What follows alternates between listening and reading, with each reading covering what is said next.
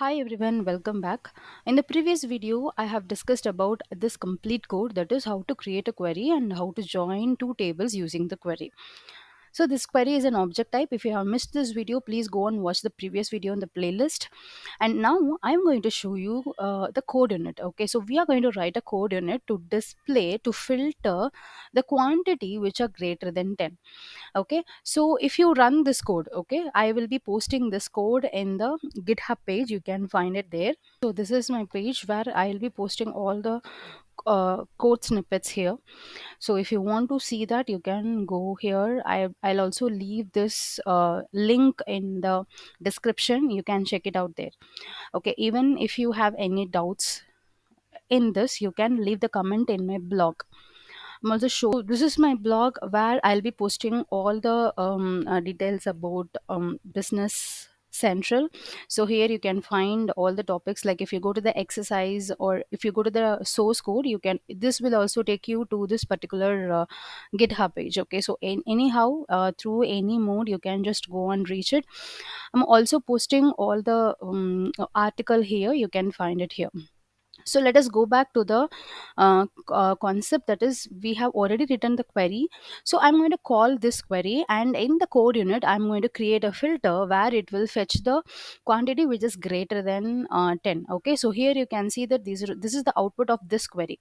Okay, if you execute this query, you will get this output with the quantity. This is the quantity, you can see the quantity. So I just wanted to see the quantity which are greater than 10, which have they have ordered, which is greater than 10. Okay, so I'm going to create a code unit for that. So you can write the code unit using the snippet called t code unit. Okay, so you can see the snippet. So I'm going to write the id for that. And code unit, you can use any name. I'm just going to use my code unit. Okay, so in the run, so when this code unit is run, what should happen? Okay, before writing some trigger, so trigger will give you some actions. Okay, so for example, if some action has taken, what it should do. Okay, if you, for example, if you click something, what it should do. If you open a page, what it should do. Or if you inserted a record, what it should do. So that is what the trigger. So before writing this trigger, so I just wanted to create a variable, and I have to pass my query which I have already created. Okay, so I'm going to create a query called cust query. Okay, quest query is my variable. Okay, don't confuse this. Cust query is my variable where I'm just going to pass my complete query into this cust query. Okay, so this query, I just, if I'm going to pass the code in it, then I have to write code in it here. Okay, so you can just simply delete it, and if you press control space, it will tell you what you can pass it. Okay, complete code in it if you wanted to pass, complete query if you wanted to pass, enum, so whatever you wanted to make it, you can just write it. And this is my name of the query, right? Customer sales by quantity. So if you press here and if you type customer sales by quantity, will be here. Okay, so I have created the query, and as I told, I wanted to display that. Okay, so I wanted to display the name of the customer and the quantity which he has bought. So I'm going to create that inside the text. I'm just writing the text box. Okay, you can create, this is a variable name. Okay, so you can create any variable name, you can give any variable name, and I am going to use the text const. Okay, and I'm going to use uh, this is what I'm going to store the customer name.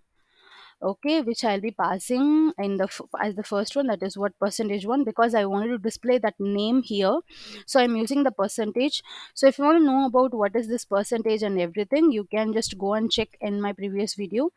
And quantity, which will be as the second variable, that is the data which I wanted to pass directly. Okay, so this is how it should be, and I have to, in the end, I have to use this semicolon. Okay, so here we have created two variable. One variable is a query variable and second one is a text const variable. Okay, so now I'm just going back to my run trigger.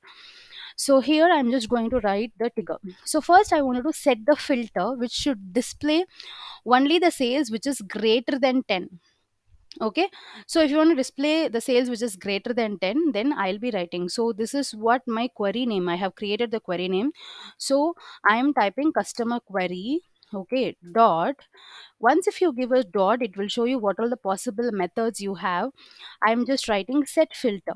Okay, so set filter, what it will do is, what it will set a filter to the column which we are going to pass it, and it will limit the records accordingly. Okay, so I'm just using the set filter. And what is the filter, on what column I wanted to set the filter? I wanted to set the filter on the quantity column. Okay, so set filter on quantity. Okay, comma, what thing you wanted to pass it was, it should be greater than 10. Okay, if you wanted to do is greater than or equal to, this is a relational operator. Okay, this is relational operator. If you wanted to give less than 10, you can give it, you can try the various possibilities. Okay, so here we are setting the filter. It's very simple, I'm just calling my filter. Okay, this is cust query is the I'm calling the query. Okay, cust query is the variable which is holding my complete query. And if I wanted to pass any method to that, I'm using a set filter quantity which is greater than 10. If you wanted to go with a greater than 5, we can go. Okay, and then I wanted to run the query. Okay, so if you wanted to run the query, then what you have to do, you have to use the open keyword. Okay, so I'll be using cust query dot, you have an option called open. Okay, so it runs a query object and then generates a data set that can be read. Okay, so open, I'm just leaving it as such. So this is what.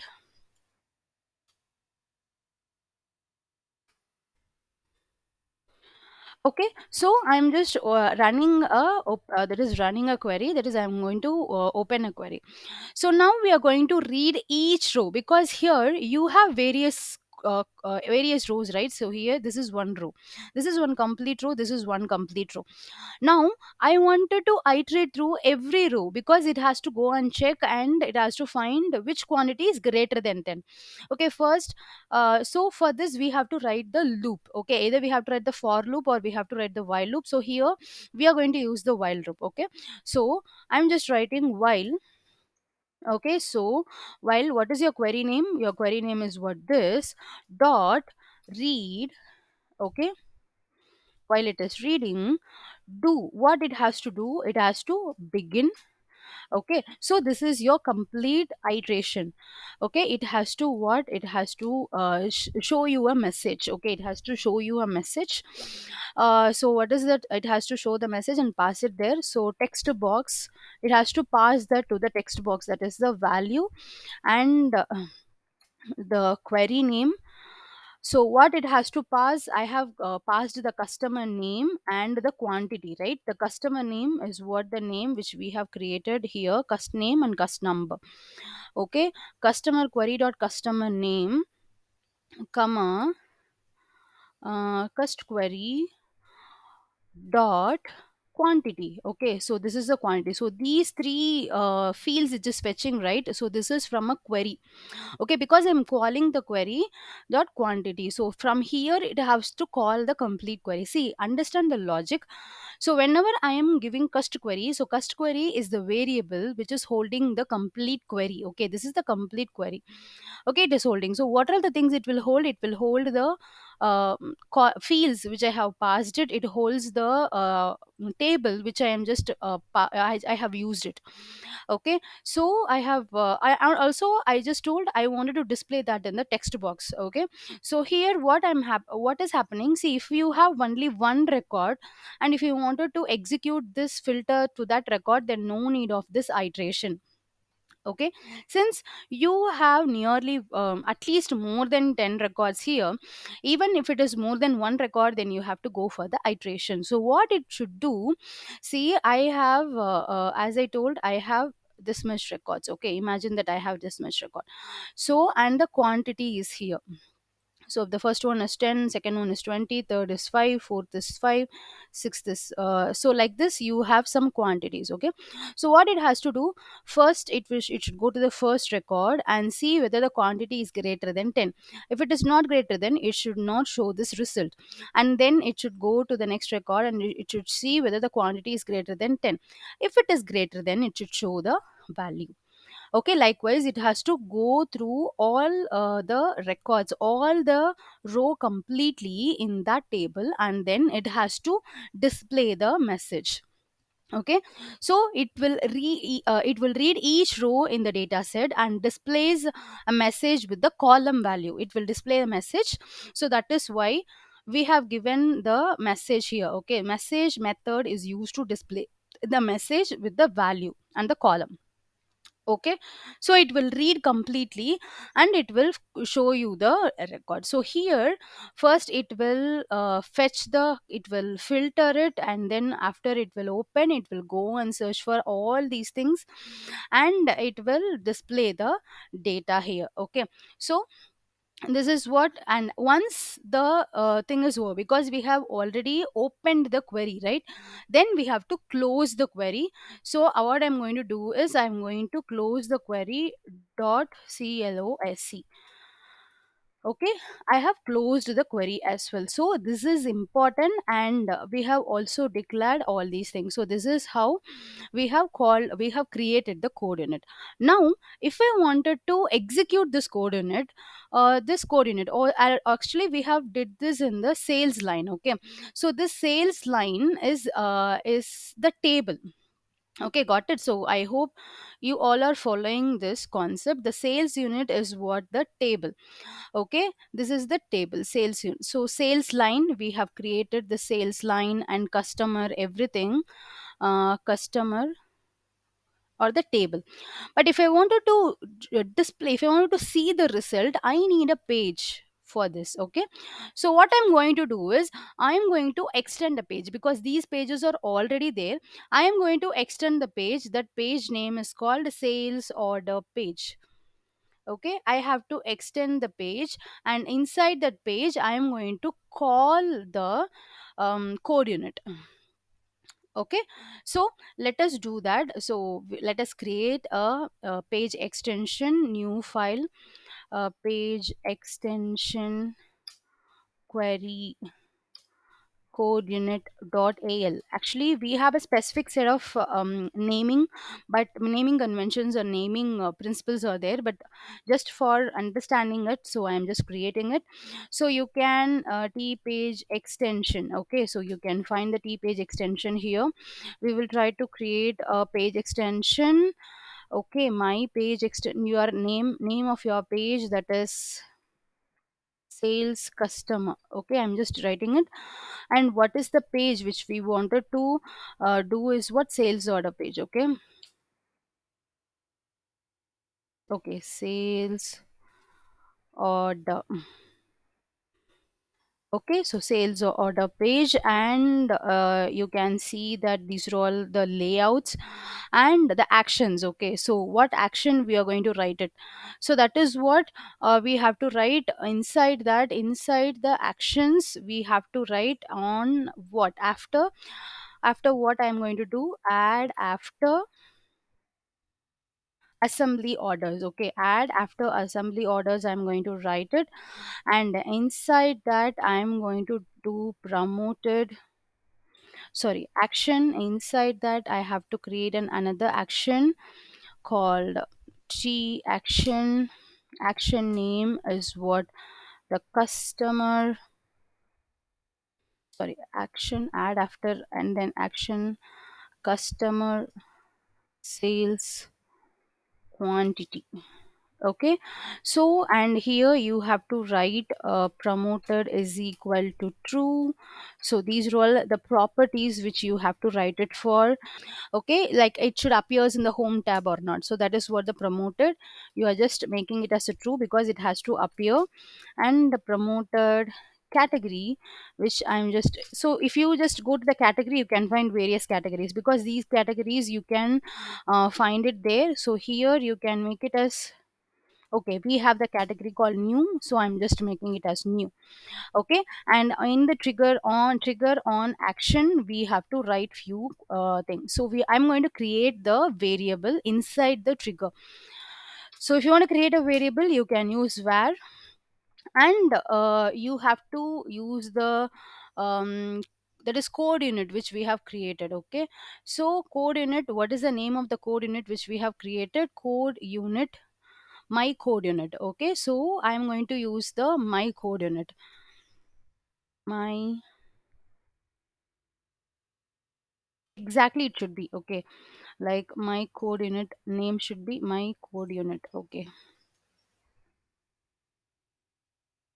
unit colon code unit, and with that code unit you have to tell what is the id of the code unit. Okay, this is our own, this is a variable which we can this is a user defined name. Okay, even you can write any name, but I'm just naming it exactly as my code unit so that I'll not forget it. And you have to pass the id of that code unit. Okay, so 50100 is the id of the code unit. So what I'm doing, I am loading, I'm just storing completely my code unit to the my code unit variable.